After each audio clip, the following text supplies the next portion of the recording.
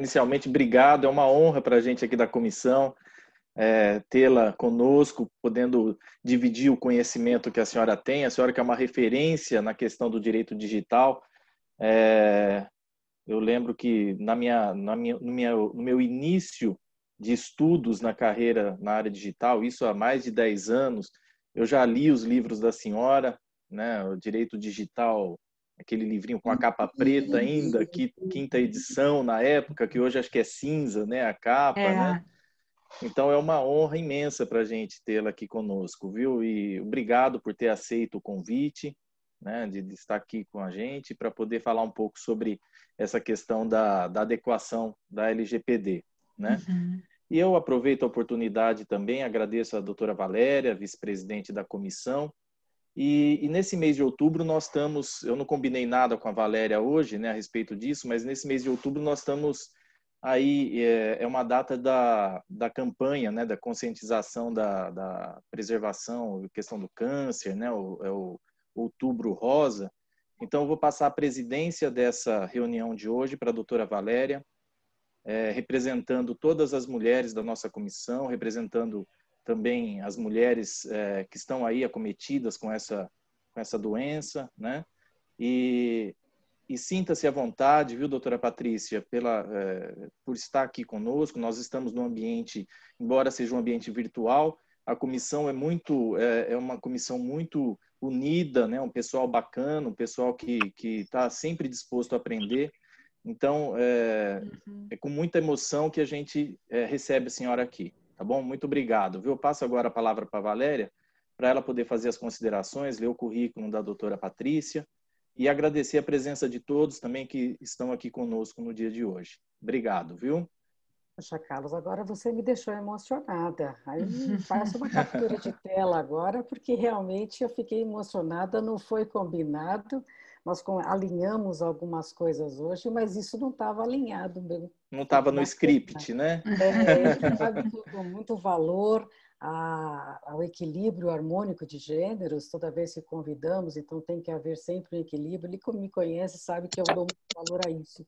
E eu creio que a doutora Patrícia também. Antes de falar do convite, eu também agradeço, Patrícia, que você aceitou esse convite. Estar com você falando aqui hoje, trocando ideias, para mim é uma grande honra. E você, mais do que ninguém, sabe disso, que você é uma grande motivadora da minha profissão, da minha mudança de vertente, né? Te agradeço muito também você ter aceitado e vou fazer agora a tua apresentação. O tema de hoje é justamente, eu vi a Patrícia, posso chamar de Patrícia mesmo, o PEC? Tudo bem? Todos me chamam de PEC, mas fique à vontade. Tá bom. Tanto faz o PEC ou Patrícia, não precisa ser o doutora, pode ser o PEC? Não, pode. Então tá bom, PEC. Bem, o tema foi escolhido a dedo porque eu vi no LinkedIn ela escrevendo Plano Emergencial de Adequação à LGPD. Então tem até direitos autorais, né, PEC? Esse plano emergencial é uma palavra dela. Então eu falei, vou colocar isso como tema, acho que tem tudo a ver com ela.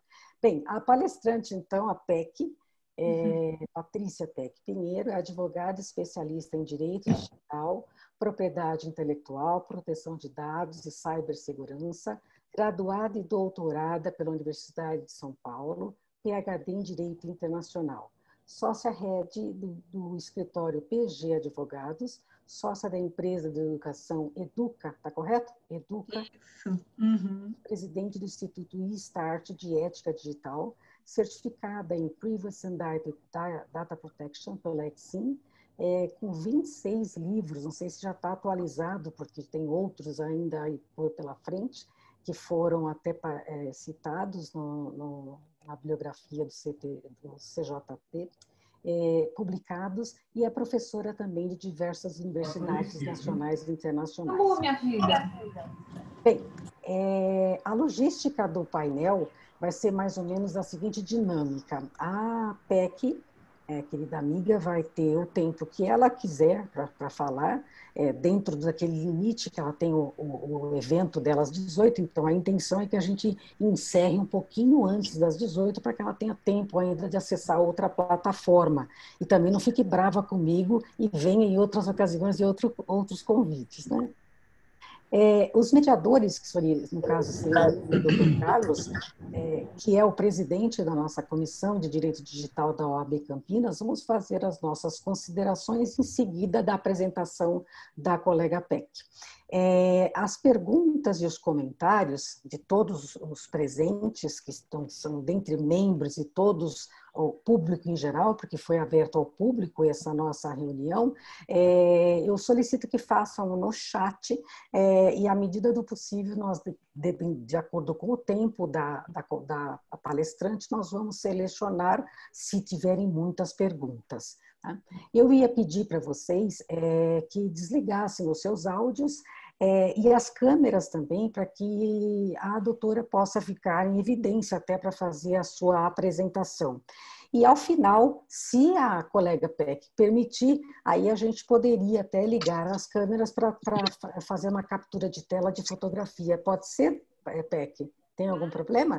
Valéria, com certeza. A gente faz uma foto de registro do nosso evento. Exatamente, aquela foto registro. Não tem nenhum problema, então já está autorizado aqui. Já está.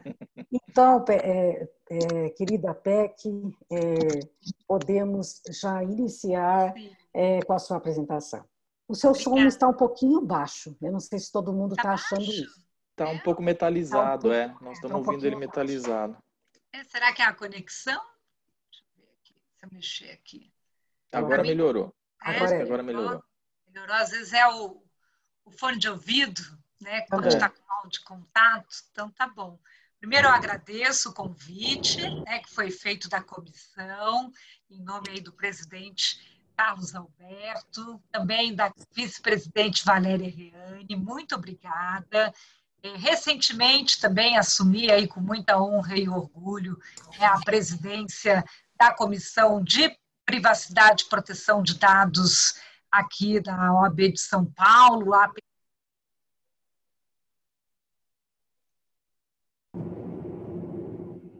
Doutora Patrícia, o som está sem som. Está sem som, doutora Patrícia. Acho que caiu agora. Está sem som, doutora Patrícia. Não estamos ouvindo nada.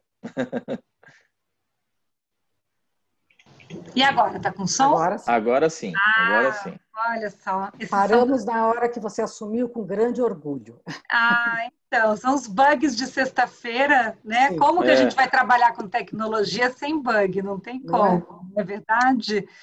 Então, queria só dizer, né, fazer esse comentário, que assumi com muito orgulho a Comissão, né, de Privacidade e Proteção de Dados, a convite do presidente Caio Augusto, e que espero, então, fazer essa colaboração com demais comissões das subseções e trocar essas informações sobre a legislação de proteção de dados pessoais, né? A nossa comissão aqui, estou o presidente, vice-presidente o Marcelo Lapola, com o primeiro secretário Marcelo Crespo e segunda secretária Carolina Dinardi. Então, agora vou trilhar também esse desafio que vocês já trilham há mais tempo que eu, né, de também ter que organizar algumas coisas de comissão. Conto com a ajuda dos colegas também, para que a gente troque esses conhecimentos, essas informações. A Valéria me pediu para preparar, né, alguns slides para apresentar o tema, até porque tem os participantes da comissão, né, esse assunto, né, de plano emergencial da LGPD tem como objetivo trazer um pouco de visão do que devemos fazer a partir do momento que a lei está vigente. Eu acho que esse que seria o objeto aí desse nosso diálogo. Nós lá agora, com a missão da comissão, estamos planejando isso também, né? O que podemos apoiar o mercado nesse sentido, né? Eu preciso só que permita eu compartilhar a tela. Não sei, Valéria, se alguém você pode me autorizar, já que sim, vou autorizar sim, um momentinho só. Aí eu consigo compartilhar daqui. Eu mandei de todo jeito já também, acho que o PDF, né, para vocês terem do arquivo. Aqui seria vários participantes, pode compartilhar, é isso, Carlos? Pode compartilhar aí. Pronto. Vê se você consegue agora, Peck. Tá, agora consigo. Já deu certo aqui. É só eu localizar. Só para solicitar novamente para que todos fechem os áudios e as câmeras, por favor. Tá. Eu agradeço, Peck. Eu sei que você não tem muito tempo, mas eu nem estava contando com a apresentação em função justamente da correria. Mas eu já te agradeço muito você fazer essa apresentação. Muito obrigada. Sim, eu mandei também, então você pode compartilhar depois aí com os membros da comissão, tá? Porque eu sei que a gente não vai ter muito tempo. Então, primeiro, só para um alinhamento, né?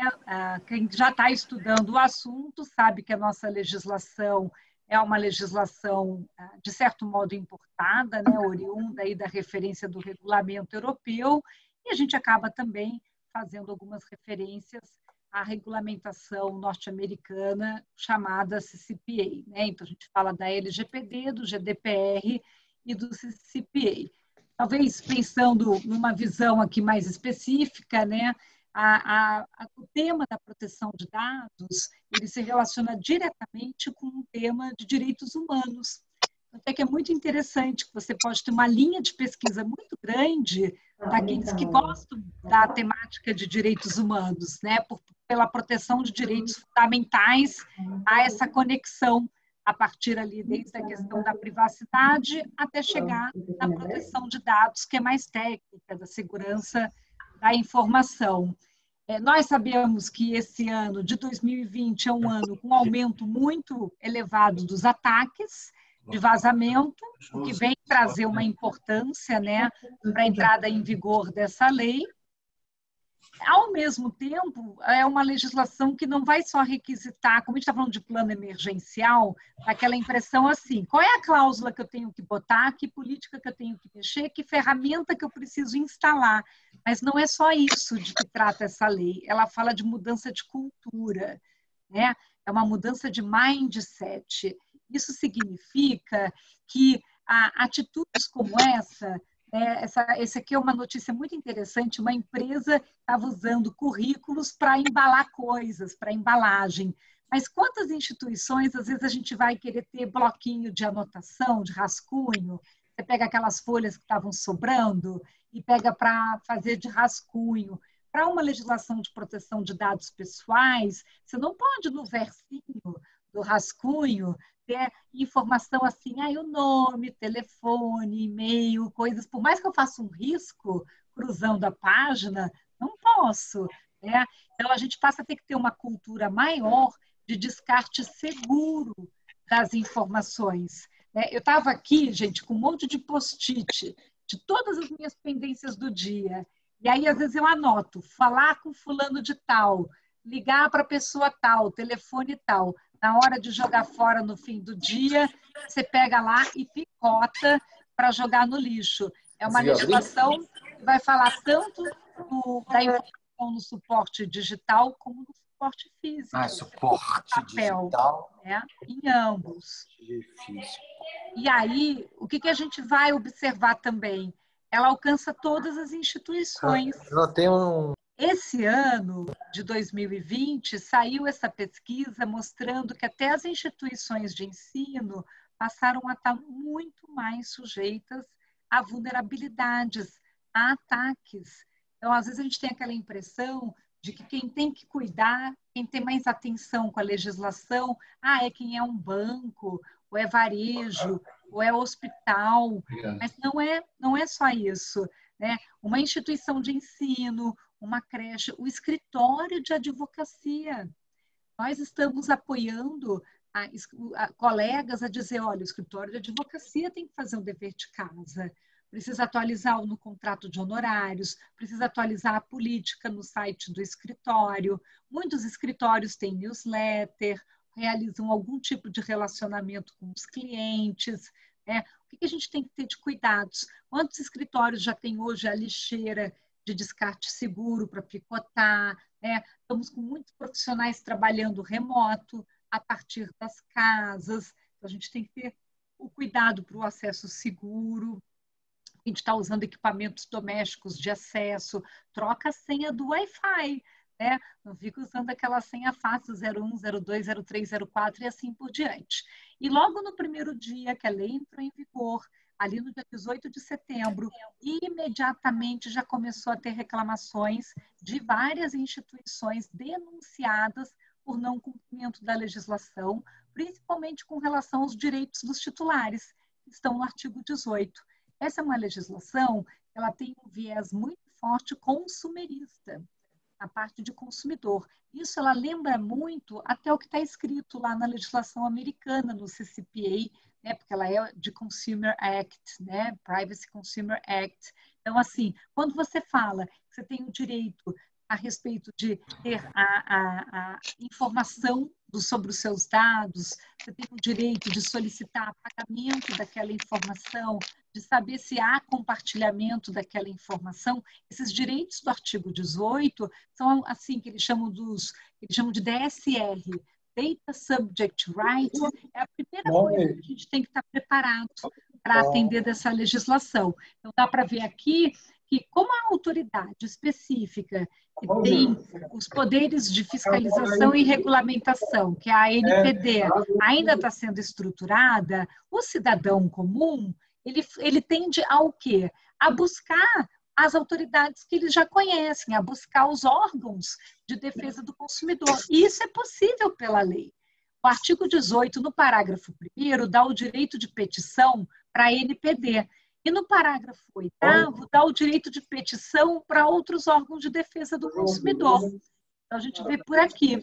Então, aqui dá para ver várias situações, vários exemplos já de cidadãos, né, que já estavam iniciando ali a sua reclamação, o seu direito, né, de expor a denúncia sobre a violação da legislação, por exemplo, num site tão comum como o do Reclame Aqui. Né? E o que a lei, né, vai tratar, só para a gente fazer um breve resumo para quem está aqui. Né? A gente tem essa ponte jurídica que conecta a LGPD em 2018, que é o ano que ela foi promulgada, com a nossa Constituição Federal de 88. Então, são 30 anos de conexão jurídica. E ela tem princípios, que eu já vou mostrar para vocês, que estão presentes tanto no Código de Defesa do Consumidor, quanto no Marco Civil da Internet. E é por isso que já dá para ter a judicialização da matéria. A multa prevista na LGPD, que está ali no artigo 52, foi prorrogada. A multa foi prorrogada pela Lei 14.010 para o dia 1º de agosto de 2021. Então, aquela multa administrativa, os 2% de faturamento até 50 milhões de reais por infração, só pode ser aplicada a partir de agosto do ano que vem. No entanto, as infrações à lei estão passíveis de que você tenha que ressarcir por danos causados, danos morais ou danos materiais, em processos judiciais, assim como são passíveis de aplicação de penalização por outras autoridades, Ministério Público, Ministério Público do Trabalho, Bacen, ANEEL, Anatel, ANS, né, as penalidades relacionadas a descumprimentos que estejam dentro da sua possibilidade de aplicação de penalização. Né? Então, é muito importante estarmos alerta, porque isso já pode, a partir da vigência da lei. Então, quando você olha o artigo 6º dos princípios, que traz o princípio da finalidade, da adequação, da necessidade, do livre acesso, da qualidade dos dados, da prevenção, não discriminação e responsabilização, esse é um artigo fundamental, porque ele diz, só estará de boa fé aquele que tratar dados respeitando os princípios do artigo 6º. É tão importante que até na parte da administração pública, menciona no artigo 26 que mesmo a administração pública, ao tratar dados com o objetivo do interesse público, que é uma dispensa de consentimento, tem que respeitar os princípios do artigo 6º. Né? E aqui, uma das coisas mais interessantes desse artigo é que você sempre tem que tratar o dado por uma finalidade específica, explícita e informada. Quer dizer que não pode ser por uma finalidade genérica e implícita que eu não te contei. e é uma das coisas que a gente mais tem que ajustar dentro da documentação, além de trazer o princípio da minimização, que é o que acaba compatibilizando a LGPD dentro de uma harmonização jurídica depois com a Lei de Acesso à Informação. Apesar de eu precisar cumprir com acesso à informação, para eu atender a LGPD, eu vou cumprir com o mínimo necessário, com a minimização. O da qualidade de dados é extremamente importante. Eu vivo recebendo uma mensagem de cobrança no meu torpedo do celular, dizendo: Robson, você não pagou a conta tal. E eu não sou o Robson. Então, essa questão da cobrança equivocada, ele fere a qualidade dos dados. E a gente tem que ter muito cuidado com os algoritmos, com relação às tomadas de decisão, os scores, por conta dos fins discriminatórios, qualquer coisa que possa ter um viés discriminatório, entre outros. E aqui a gente mostra os elementos de conexão. Esses são princípios do Código de Defesa do Consumidor, desde 1990, que fez 30 anos esse ano, e que se conectam diretamente com a LGPD. Por isso que, recentemente, houve condenação no Judiciário de São Paulo, em primeira instância, já de empresa, baseando numa conexão da LGPD com o CDC. Apesar da LGPD só estar vigente agora recente, de setembro para cá, você pode ter um evento ocorrido antes, mas baseando uma condenação de uma infração do CDC. E você juntar as duas coisas. Eu posso usar o princípio da LGPD, posso usar o conceito de dado pessoal e posso demonstrar que não se cumpriu com transparência, com segurança, com boa-fé objetiva, que alguém já tinha solicitado, pediu o apagamento e mesmo assim se reiterou a utilização daquela informação e assim por diante, né? Assim como também se conecta com princípios previstos no Marco Civil da Internet, vigente desde 2014, que já falava de proteção de privacidade, proteção de dados, segurança. Então, nós estamos fazendo um trabalho evolutivo, jurídico evolutivo.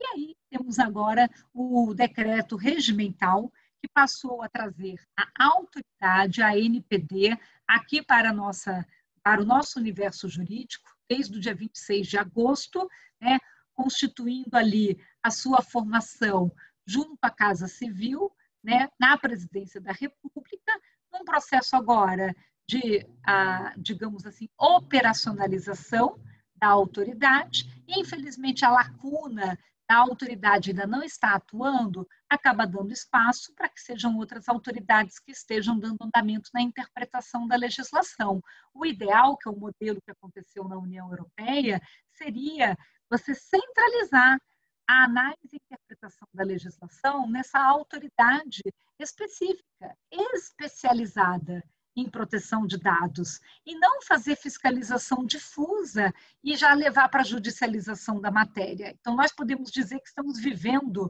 uma proteção de dados à moda brasileira. Apesar da gente ter se espelhado na lei europeia, o jeito como nós estamos executando o início da vigência da lei está já completamente diferente do jeito que foi feito lá na Europa, né?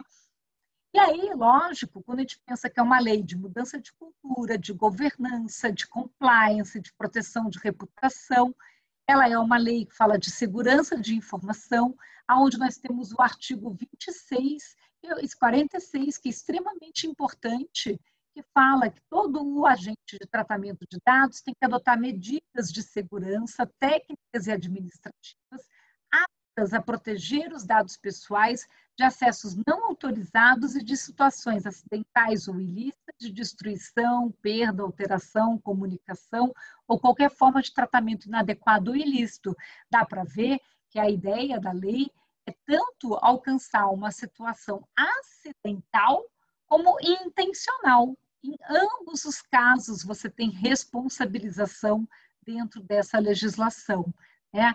E ela vai trabalhar pilares. São 65 artigos divididos em 6 domínios do conhecimento. E a gente tem que conseguir trabalhar todo esse espectro. Então, quando você fala, vou fazer um plano emergencial para implementar a LGPD, não adianta você atender só a governança ali de dados pessoais e não atender a gestão ou fazer só a segurança da informação, não trabalhar o risco dos dados pessoais ou, mais ainda, em terceiros, essa parte dos terceirizados tem que ter um olhar muito importante.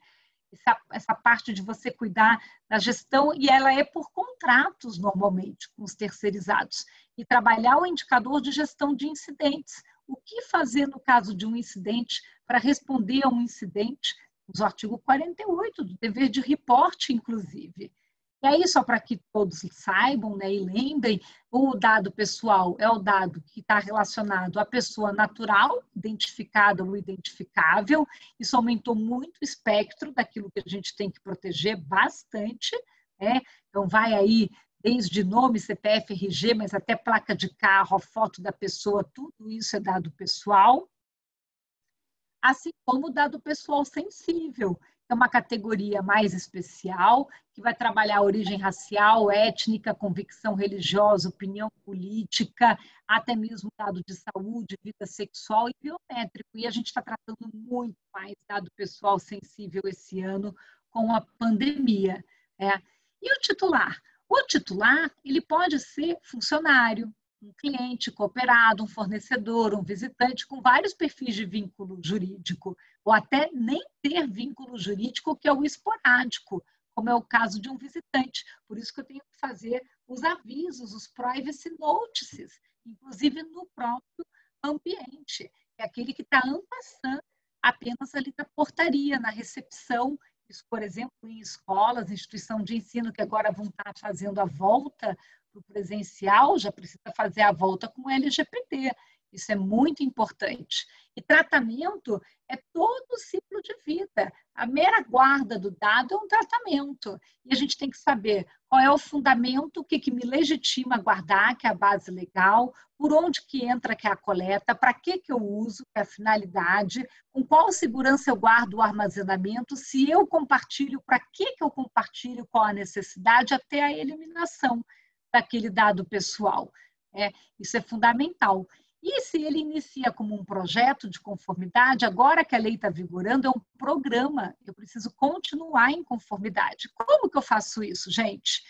Praticamente, a gente realiza a conformidade em 3 fases.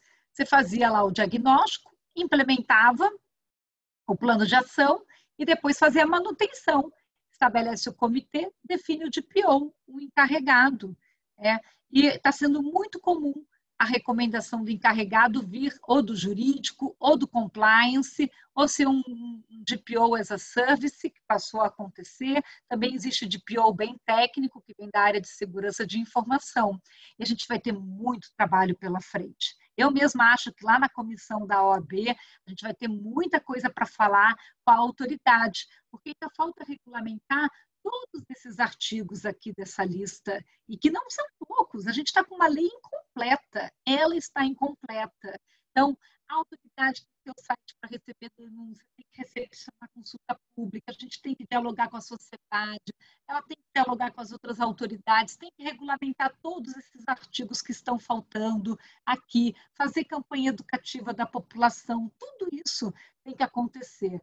E o próprio DPO, a gente estabeleceu como um requisito para todas as instituições que tratam dados pessoais, controlador e operador. Enquanto que lá na União Europeia, só precisa ter DPO quem tem no mínimo 250 funcionários, quem trata dados pessoais de grande volume, ou categorias especiais de dados, como eles chamam. Aqui ficou todo mundo. É uma promessa da autoridade fazer regras diferenciadas para pequenas empresas, no artigo 55, letra J, inciso 18. Isso não saiu, devia ter saído. E nós temos que bater na porta dessa autoridade e pleitear isso, porque a nossa lei ela ficou genérica e ela ficou injusta, principalmente para os pequenos, para as pequenas empresas. Então, a gente vai ter que trabalhar essa questão. E, nesse momento, todo mundo tem que estar com o seu contato. Se entrar hoje lá no escritório, no PG Advogados, no nosso site, está lá nosso canal, privacidade@PG Advogados. A gente tem DPO, tanto para dentro de casa, como para poder prestar o serviço para fora. Mas isso é uma coisa que todos vão ter que fazer, já está nesse momento. Então, o que priorizar? Publicar essa política atualizada, indicar o encarregado, ajustar o clausulado, atualizar a política do RH, fazer esse aviso de privacidade iniciar a gestão de consentimento, iniciar o atendimento da requisição dos titulares, fazer campanha educativa, estar preparado para as medidas preventivas e também lá bater na porta da autoridade. Cadê essa autoridade? Cadê a NPD? Vem aqui fazer o trabalho, né? A gente, como advogados, tem que exigir que essa autoridade venha fazer o seu serviço, porque não dá para ir parar tudo no judiciário e fiscalização difusa e cada um tendo uma opinião diferente a respeito da lei. A proposta de toda o modelo de governança de privacidade e proteção de dados dessa legislação é centralizar uma autoridade específica, não é dispersar e sair por aí com cada um fazendo de um jeito diferente, né? E temos que insistir nesse ponto.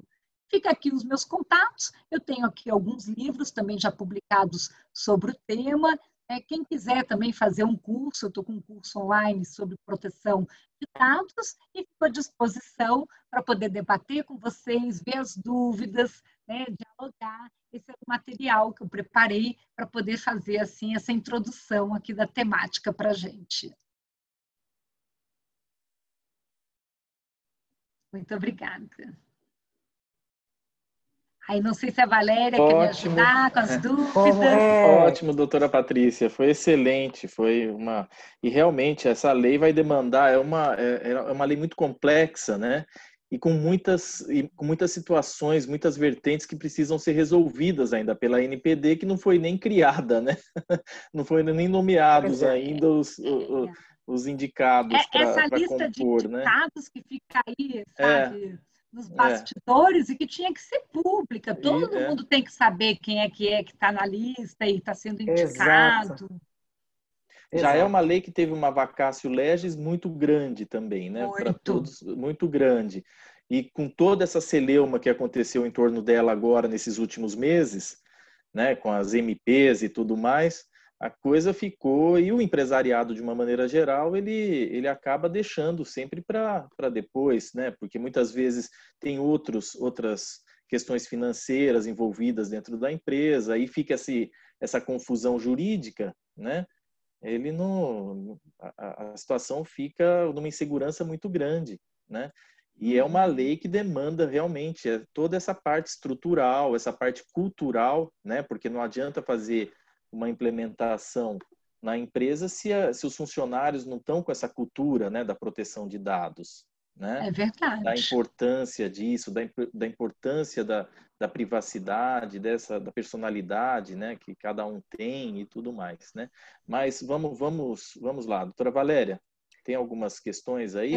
Eu praticamente quero praticamente uma aula, né, Peck? O que a gente vai falar, né?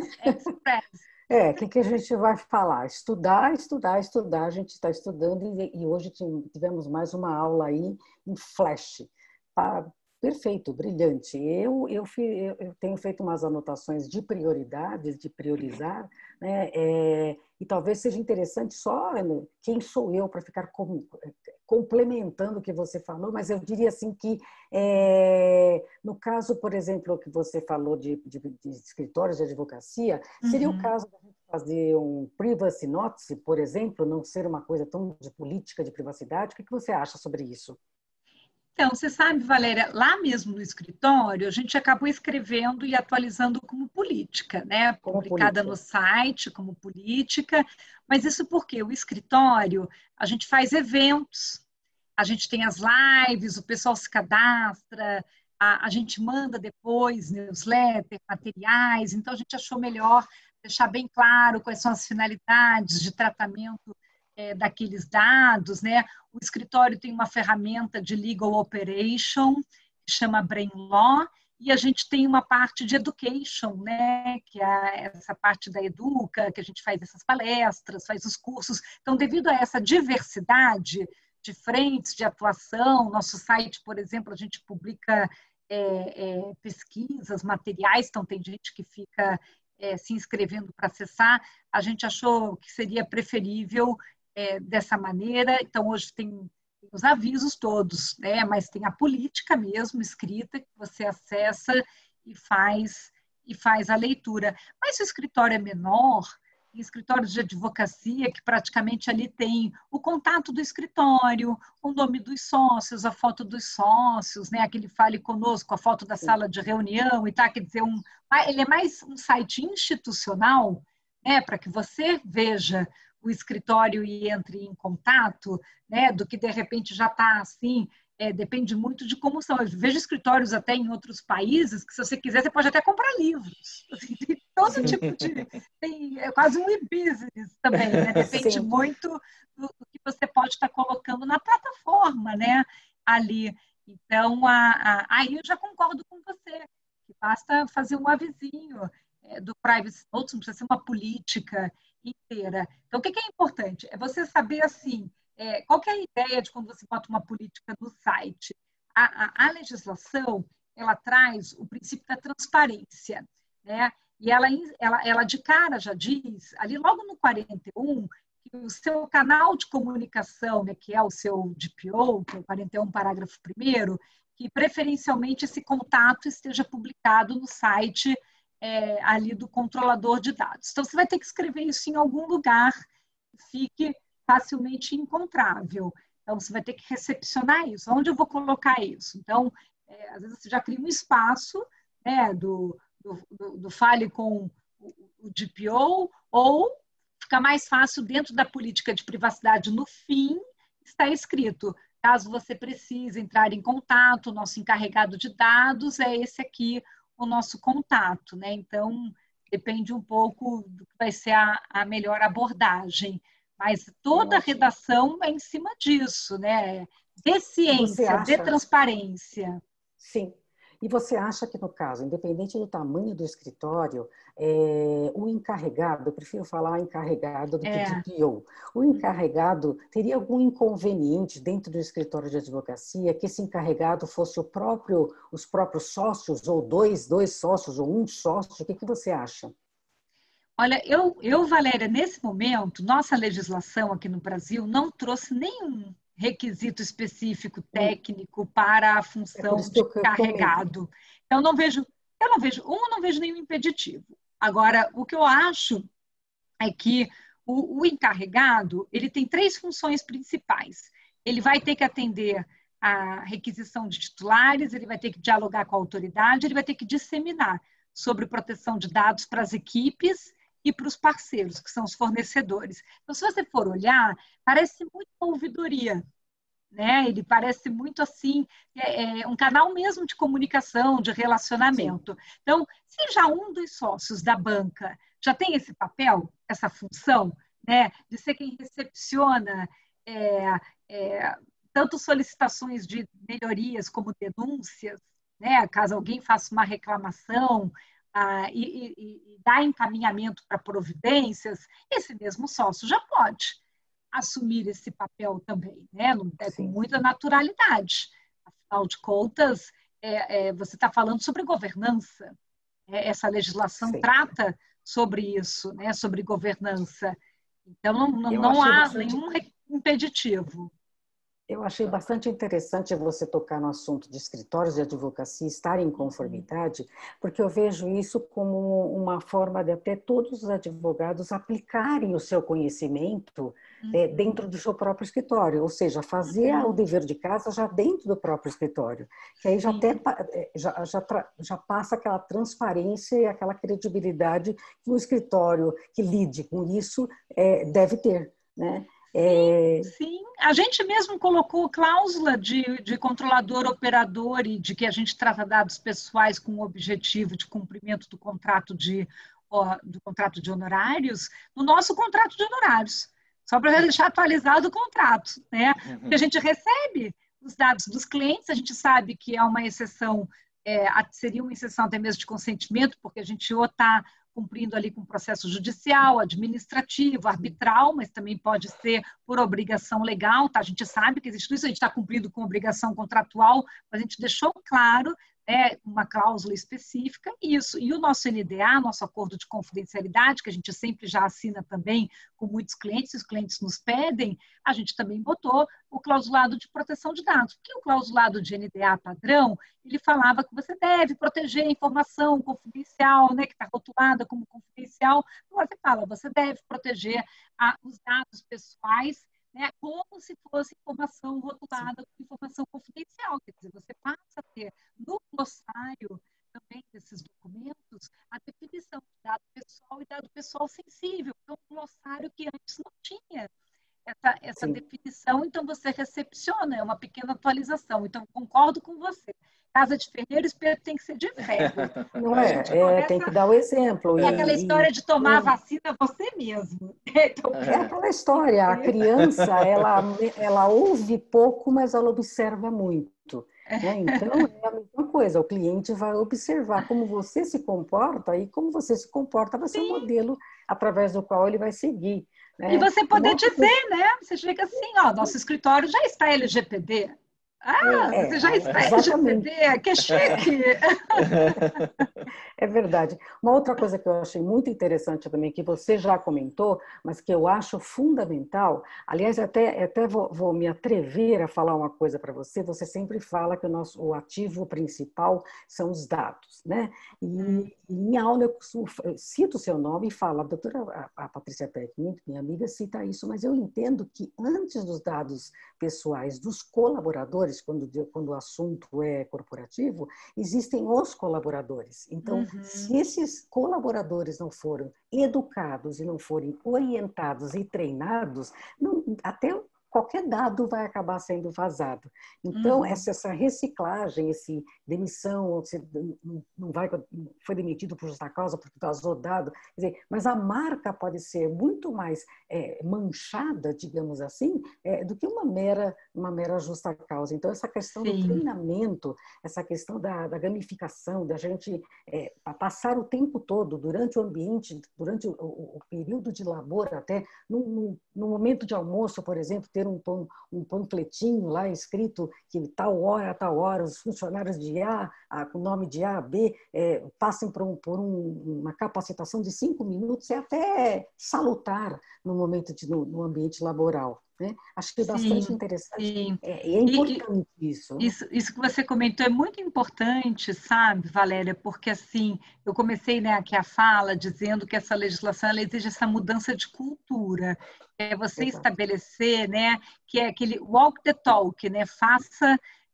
Você tem que agir conforme aquilo que precisa ser realizado. Às vezes é tão mais rápido a gente atualizar uma cláusula do que a gente conseguir fazer as pessoas seguirem aquela regra que ficou estabelecida, né? Então, tem que educar.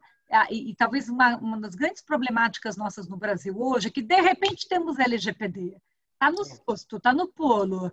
E aí, cadê a campanha educativa? Né? Agora está todo mundo correndo atrás disso. Mas o melhor preventivo que é o ideal. E o que significa eu fazer o preventivo com relação a uma legislação? É saber, pelo menos, sobre a lei e que postura, que comportamento é esperado.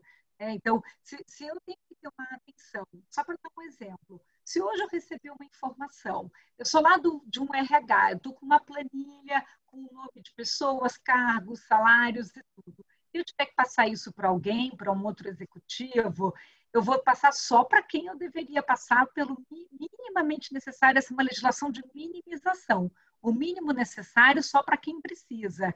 A gente no Brasil, às vezes, copia um monte de gente do e-mail, um monte de gente. Exato, sem necessidade. Sem necessidade. Às vezes a pessoa te pediu uma coisinha, a pessoa manda todo. Replica. Olha, você tinha tudo. Então, assim, nós tendemos a um exagero para tudo. Mesmo quando nós estamos nas relações, às vezes a pessoa diz assim, você pode me dar a cópia do documento tal? Você precisa só desse? Não, eu também tenho o meu título, eu também tenho esse, também tenho... Às vezes até a própria pessoa, o indivíduo, se deixar, ele quer te passar até mais informação do que precisa, assim. Então, quando você dialoga, conversa em outros países que já têm mais cultura de privacidade e proteção de dados, a pessoa é resistente. Ela é reticente. Ela fala assim, você quer Meu Social Security não é para quê? Meu número de contribuinte para quê? Sabe? Ela te pergunta, para que você quer isso? Para que você vai usar? Né? A gente aqui não, o brasileiro é facinho. A gente sai dando dado assim para todo mundo pede tudo para todo mundo. Exato. Aí dentro da empresa um pediu, o outro já passa. Mesmo interno, a gente tem que ter cuidado interno. Por que um departamento, uma pessoa de outra área quer saber aquilo ali? A gente tem que ter mais restrições. Até senha, né, doutora Patrícia, de certificado digital, né? As pessoas passam para o funcionário, para outras, exato, né? para poder fazer o para PJE. poder fazer, né? Para poder Então, utilizar. essa cultura, sim, que a gente não tem nem a cultura da segurança, que tem essa questão da senha, e então a da proteção dos dados, que é tratar o mínimo necessário e passar só para quem precisa. Né? Sim. Então, e nesse contexto todo, é por isso que eu digo, a educação é fundamental, porque muitas vezes a gente entende, eu conheço pessoas, colegas aqui da Unicamp, que não são da área jurídica, por exemplo, mas são PhD e não estão sabendo exatamente do que se passa com relação à privacidade. Então, essa pessoa, por exemplo, embora seja intelectual, não tem esse conhecimento, quiçá um operador de uma indústria. Então, essas questões, como assim você não sabe? Então, tem que ser, a ideia que eu entendo é que tem que haver uma grande transparência e outra, não adianta também a gente fazer um código de conduta e que a pessoa não consiga entender o que ele tem que executar. Com muitas cláusulas difíceis, então você coloca claramente o que é para aquele funcionário, seja qual for o cargo que ele exerça, ele possa realmente, de verdade, executar aquela política de privacidade que a empresa impuser. Né? Eu acho que seria isso que eu teria. E o próprio Marco Civil, né, já traz lá, né, a questão da inclusão da educação digital, se não me engano, no artigo 20 e pouco, 26, né, que fala da educação 26, digital, né, que exato. trata da questão do uso seguro, consciente da rede, da Não, educação e da cultura. Então, isso já vem, né? O problema é como fazer, né, para efetivar, né? Eu ontem estava dando aula na PUC e estava comentando questões básicas, por exemplo, do uso do correio eletrônico. Então, o uso do correio eletrônico, muitas pessoas têm vergonha de dizer, mas não sabem utilizar o correio eletrônico, e o correio eletrônico, muitas vezes, é uma porta de saída de dados ou uma porta de entrada de malware. Então, essa orientação é preciso realmente ser dada aí constantemente, como um PDCA. Né? Eu entendo dessa forma, acho que dentro de um ambiente corporativo, o colaborador ele é a principal fonte de saída e de entrada de dados, seja dados empresariais, estratégicos ou de dados pessoais, e é nesse contexto que a gente tem que trabalhar. Né? Essas fotos, tira foto de tudo, eu tenho um monte de trabalho hoje, aí tira foto, põe na rede social. Não, hoje eu tenho que fazer... Você começou falando no post-it que você rasga. Eu também tenho essa cautela. Aliás, eu sou ainda mais um pouquinho cautelosa, neurótica, digamos assim. Eu não só rasgo, como eu jogo em lixos diferentes. Eu sei que a certeza de que aqueles dados não necessariamente serão reunidos, né? Sabe, Valéria, tem uma pergunta interessante que a Angélica fez aqui, que eu gostei, que ela disse assim, como é que ela justifica, né, a continuidade de um tratamento de dados de um ex-empregado, né, depois que você já encerrou o contrato de trabalho. E a gente tem respondido muito essas dúvidas, porque assim, a gente trata e justifica muitos dados pessoais enquanto existe uma conexão com o contrato, né, por cumprimento de contrato. Mas quando você encerra, você ainda conta prazos prescricionais. Sim. Enquanto você ainda precisa daqueles dados por conta de cumprimento de obrigações legais ou prescrições por conta de possível eventual situação de discussão judicial. E essa situação você consegue tanto manter pelo artigo 7, né, porque você tem os incisos específicos de obrigação legal e de cumprimento de processo com isso, ou, em último caso, você vai lá no artigo 16, e no artigo 16 tem uma hipótese de manter o dado, mesmo depois que você não tenha apagado ele, por interesse apenas do controlador, desde que só para ele. Ou seja, você não vai passar para terceiros. Que esse artigo ele foi pensado com aquela ideia de que seria o seu registro histórico. sabe? Quando você tem a própria história dos registros das operações, da história da empresa, do seu acervo histórico, que é quando você mantém para o próprio controlador das suas atividades, a sua história, do que aconteceu. Então, só para responder a Angélica, então vai estar ali no 7 ou no 16, ou é obrigação legal, ou por casos de prazos prescricionais, ou pelo interesse do próprio controlador, desde que mantido para si próprio, que não vai passar para terceiro, só para não deixá-la aí sem uma respostinha dessa dúvida, que é muito interessante. Não sei se você quer ver se tem mais alguém. Tem aqui uma questão, doutora Patrícia. Eu estou vendo o Rodrigo, o doutor Rodrigo, né? Inclusive, ele é um membro da comissão. Ele está perguntando o seguinte: primeiro, ele elogiou, excelente a palestra. Na prática, como que as empresas que estão se adequando resolvem a questão de certificar que é o próprio titular dos dados que está requerendo a informação para a empresa? Então, você sabe que eu comecei a estudar mais esse assunto, né? Ali, quando 2018 entrou em vigor o GDPR, eu já tinha clientes, né, multinacionais lá, e eles já estavam com esse desafio de autenticação do titular.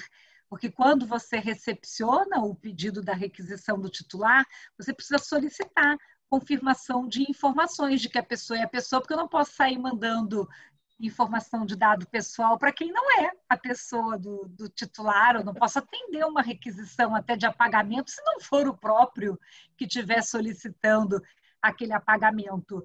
Então, lógico, quando você já está numa estrutura em que você tenha como acessar, né, fazendo confirmação de identidade, é mais fácil. Aí você vai naquela metodologia conhecida, para quem estuda bastante segurança de informação, que nem eu sei que a Valéria estuda bastante, que é o AAA, né? Que é aquilo que eu sei, que eu tenho, que eu sou, né? De authentication. Então, a pessoa tem que fazer confirmação, né? De nome, sim, CPF, filiação, pais, endereço, telefone. Você vai fazendo solicitação de informações para confirmação de autenticação. Tanto para se você for um titular consumidor, um titular funcionário, você tem que pedir solicitação. Então, normalmente você recebe uma requisição, e aí, ou é um processo já automatizado numa URA, ou no ambiente digital. Você vai ter que botar já um login e senha, porque você já tinha uma relação anterior, então eu já sei que você é você já está se autenticando. Ou se ela vem só por e-mail, eu vou ter que entrar em contato com você, fazer confirmação, preciso confirmar seus dados, tá? Para daí, então, gerar uma situação de confirmação e protocolo com prazo de devolutiva. Sim. Porque só depois que eu confirmo que você é você, é que eu começo o meu protocolo de atendimento, porque até então eu não posso estar te atendendo numa requisição de titular se você não é o titular. É verdade. Eu estou vendo aqui, Peck, uma pergunta interessante da Verônica, que também é membro da comissão, embora eu já vou dizendo para você que nós estamos com uma participação de 67 pessoas presentes nessa reunião, e eu acho assim, um número bem elevado e bastante interessante. Mas ela fez uma pergunta que a mim também me causa curiosidade. Já é difícil a gente já pensar em adequação de uma empresa, quiçá dos fornecedores. O que você poderia dizer com relação à gestão dos fornecedores à luz da LGPD? Eu concordo com ela. O que a gente tem tentado apoiar, né, nesse canal, né, de compras ou dos próprios terceirizados, em duas frentes. Uma, criar algum material orientativo, uma cartilha, um vídeo que você explique sobre a LGPD para os terceiros, para os terceirizados. Porque senão você não coloca ali um básico para que ele saiba. Existe a nova lei LGPD, o que são dados pessoais sensíveis, e que você precisa proteger esses dados e seguir as orientações do controlador. Então, esse kit básico assim, de conhecimento para o fornecedor. O ideal é ser ou no formato cartilha ou num videozinho e que você passe ali no ambiente de cadastro de fornecedor, né? Outra coisa que é feita é que você tem que fazer aquela triagem. Não é todo contrato com fornecedor que vai ter troca de dados pessoais. O lado educacional, o legal é a gente educar que existe uma lei nova para todos. Isso não importa, todos eles deveriam saber, porque em algum momento pode ser que na nossa relação a gente venha ter um contrato com a necessidade de fazer tratamento de dados pessoais. Mas na triagem, normalmente você faz um pequeno questionário e nesse questionário você faz o levantamento, né? Nessa prestação de serviço ou compra e venda de produto, há necessidade de preenchimento de dados como nome, telefone, endereço de entrega, nome daquele que sejam os representantes das partes, e-mail, celular, tá? Você faz um pequeno questionário para poder levantar se vai haver tratamento de dados pessoais, se vai precisar passar base sua de informação, de mailing, de cliente, tá? Você faz umas perguntas e aí a área de compras consegue, na hora de cadastrar o fornecedor, ele preenche. Na hora que ele marca, normalmente nesse mesmo questionário vem: você, como fornecedor, já está em conformidade com a nova lei de proteção de dados LGPD? Sim ou não? Só ali já fica assim, o pessoal, o que é isso? Exatamente. LGPD, né? Aí baixa, já vem. foram autuados por vazamento? Né? Já existe uma política de privacidade? Você já tem política? Umas perguntinhas básicas. Marca X, que nem para compliance, né? Marca X. Umas perguntinhas básicas que já vão selecionar. E perguntinhas já ajuda a selecionar, porque, gente, lembra, é uma legislação com responsabilidade solidária, no artigo 42, né? Então, cuidado, né?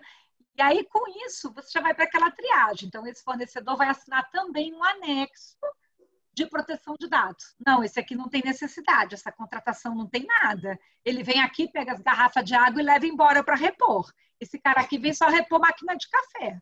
O que eu vou fazer o cara que repõe máquina de café assinar contrato de LGPD?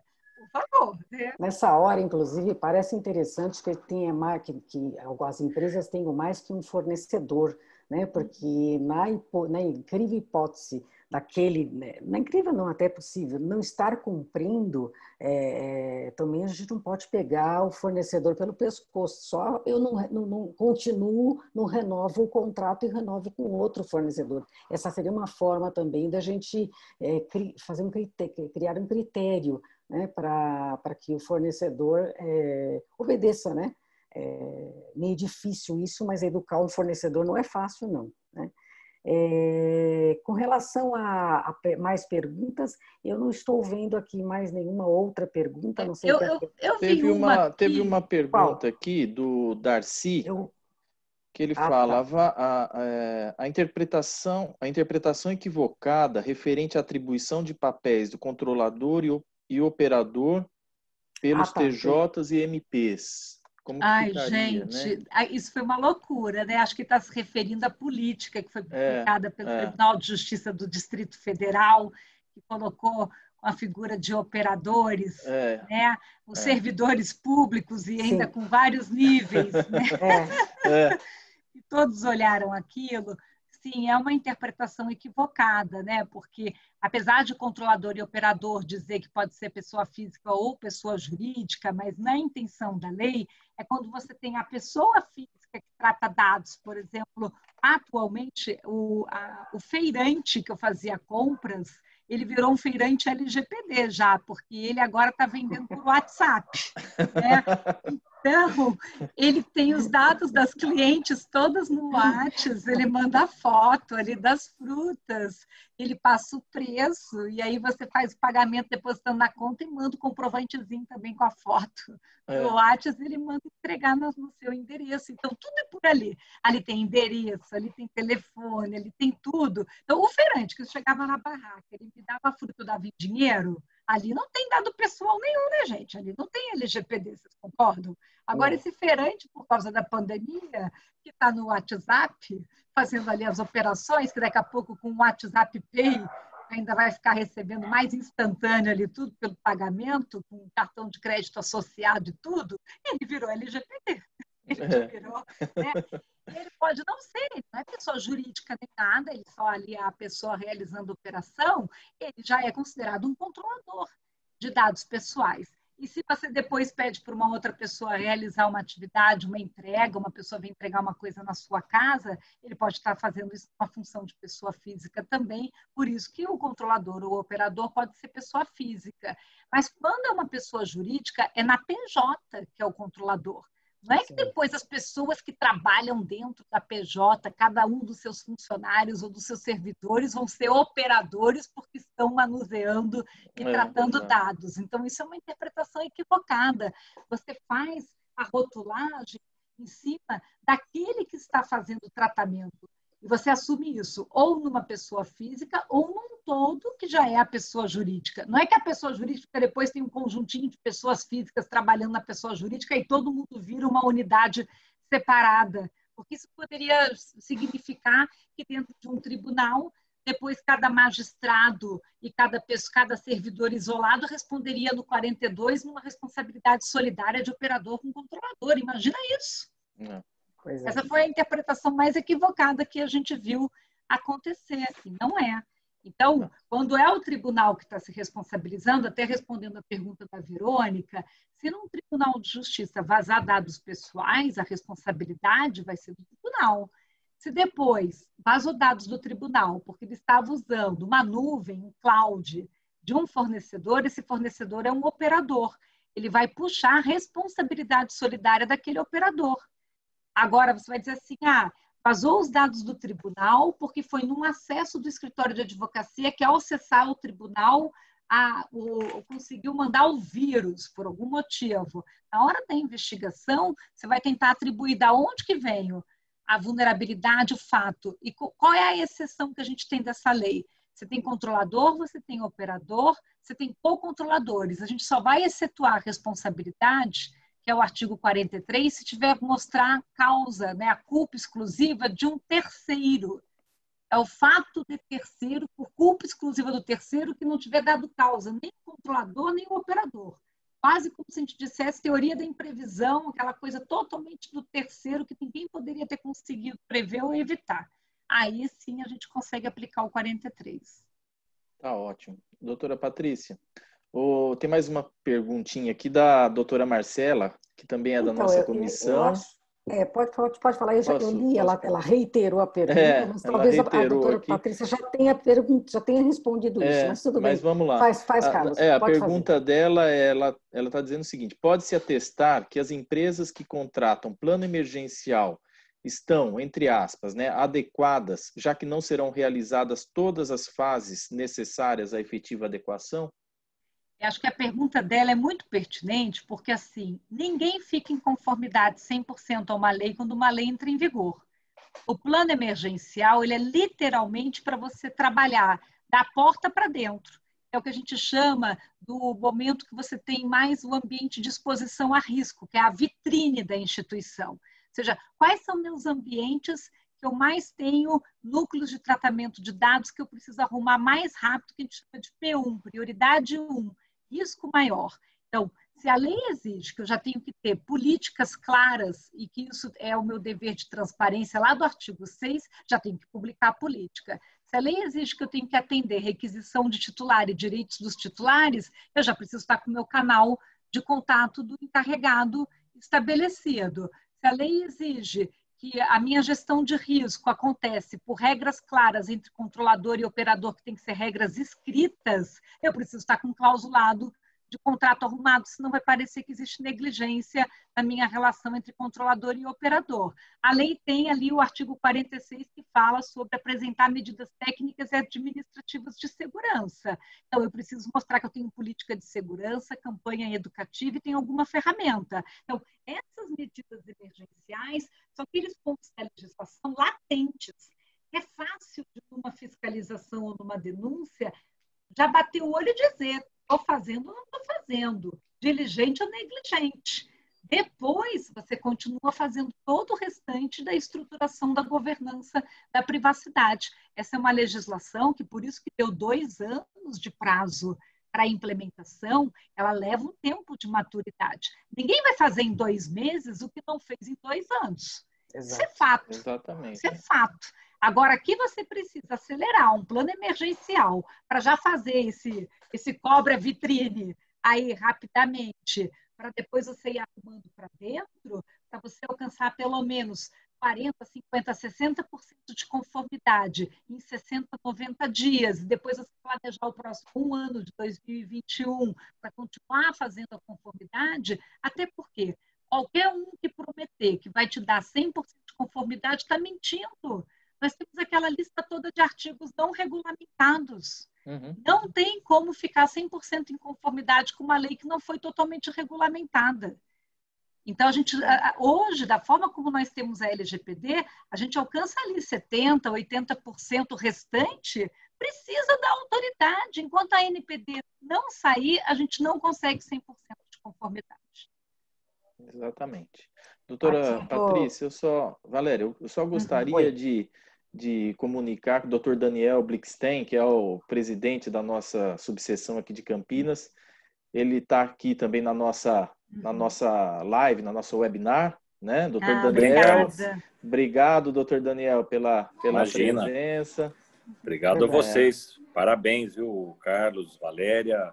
Agradecer a doutora Patrícia por estar aqui em Campinas conosco, ainda que virtualmente, né? É verdade. E vocês estão de parabéns. Realmente foi uma explanação muito útil, muito importante para esse assunto e com realmente a pessoa que mais entende do assunto no Brasil e também no exterior, né, o Casanova? Mundialmente. Eu não sei como é que vocês conseguiram trazer. Deve ter sido por chantagem, alguma coisa que a doutora Patrícia tem uma muita amizade, né? A doutora Patrícia, ela é muito receptiva, é muito amiga aqui da Valéria, amiga nossa aqui. Não foi muito difícil, doutor Daniel. Eu né? Simplesmente falei com o WhatsApp, amiga, dá para você Quem tem vir? moral, ela, tem claro, moral, né, com muito prazer. E ela não aceitou. E ela é uma pessoa assim que eu sigo os rastros da Patrícia desde quando ela estava postou agora recentemente um jornal, né? Muito bacana sobre a trajetória dela todinha. É uma trajetória exemplar. Muito legal. Parabéns, viu? Nós somos mulheres, a gente já enfrenta uma série de dificuldades, né? É verdade. E mesmo diante disso, com o filho, com o marido, tudo é verdade. A Patrícia está aí onde ela está. É verdade. Queria agradecer agora na sua frente, doutor Daniel. O doutor Carlos me deu a palavra hoje para conduzir em função do Outubro Rosa. E a qual eu fiquei bem emocionada, quase não consegui começar a falar aqui.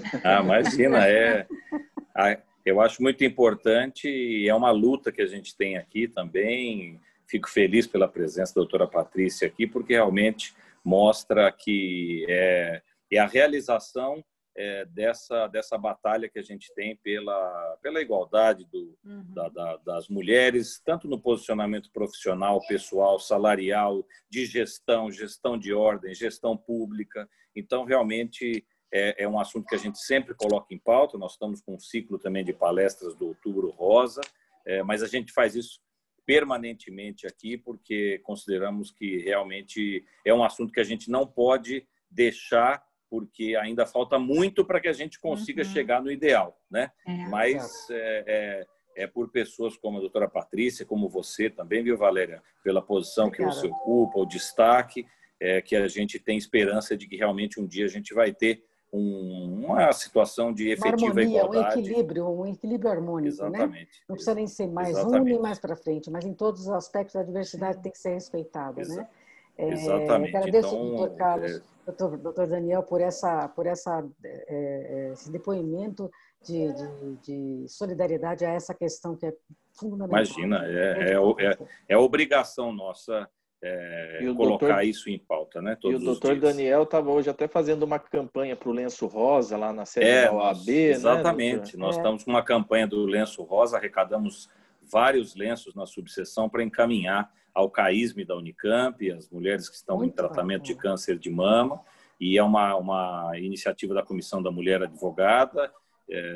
Então, quem também quiser e puder passar na subseção. E eu trago aqui também um abraço de toda a diretoria da UAB Campinas, a doutora Patrícia, a comissão também, a Luciana, nossa vice-presidente, o Ivan, o Paulo, o Cláudio, e do presidente Caio Augusto, presidente da UAB São Paulo também. Obrigada. Parabenizar a doutora Patrícia, porque agora ela assumiu também uma das comissões lá, né? Fiquei muito feliz com essa notícia. Proteção de dados. Assumiu a Comissão de Privacidade e Proteção de Dados. Sensacional. Orgulhosa quanto ela. Vibrei. Vamos fazer bastante aí, fazer essa voz reunida, me comprometi de unir os trabalhos com as subseções e tudo, fazer aí uma articulação bem forte, porque a gente vai ter que bater na porta da autoridade.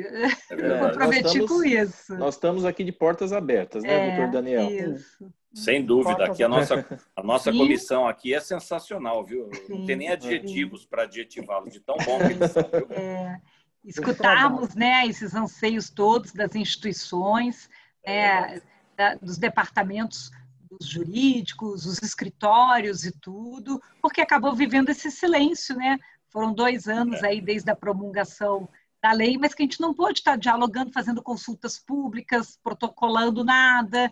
E essas dúvidas, por exemplo, o querido colega Darcy Júnior colocou aqui, né, o próprio provimento do PGJ lá do Rio Grande do Sul, que gosto tanto, né, do que a gente tem feito lá também. Estive agora recente com o Ministério Público de Santa Catarina e a gente vê saírem esses provimentos sendo publicados com essa confusão conceitual, deles colocarem o controlador e o operador com uma confusão conceitual, coisa que com essa autoridade, se ela já tivesse ocupado o seu devido lugar e estivesse dialogando com os demais, ela poderia estar assumindo de mandar o aviso e de conversar, dizer não é, o operador não é dessa maneira, não é o operador a pessoa que é um estagiário. Imagina que o estagiário da instituição vai ser um operador de dados pela legislação, que tem até responsabilidade solidária.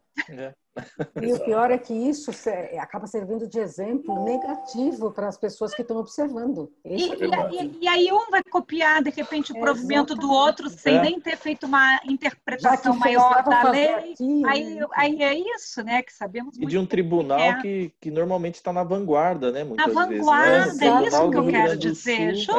Justo. Que se está na vanguarda, vamos seguir o exemplo. Então, Vale do Silício lá, né? Exatamente. Então, e essa questão que a gente está dizendo que está se tornando o nosso modelo que eu chamo de Privacy by Brasil. Né? Quer dizer, a gente está criando uma forma... Nessa nova fala, a gente tem direito autoral de um monte de falas que não dá para ela... Mas o nosso Privacy by Brasil é quase que esquizofrênico, porque assim, você fala, nós nos inspiramos no modelo europeu na hora de escrever a lei, ficou bonito. Agora, na hora de executar a lei, gente, olha que coisa mais esquisita, torta que a gente está fazendo, porque era justamente para poder ter essa centralização da interpretação com um órgão que tivesse especializado na matéria.